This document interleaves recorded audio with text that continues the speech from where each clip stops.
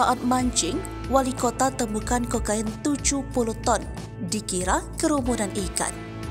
Wali kota Tampa Jen Castor menemukan sebungkus besar kokain saat memancing di negara bagian Florida, Amerika Serikat. Sejumlah media di Amerika Serikat memberitakan kokain tersebut beratnya sekitar 70 pon atau 31,75 kg.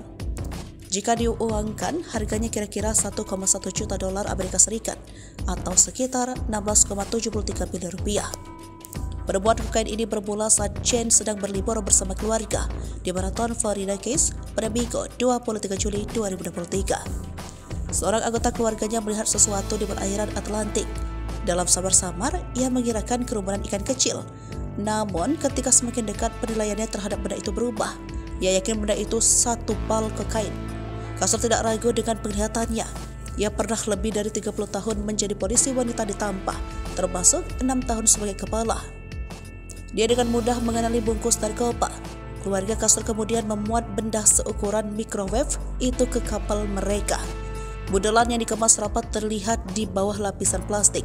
Ia menyimpan lokasi penemuan itu di arlojinya dan menelpon kantor Sheriff Monroe County.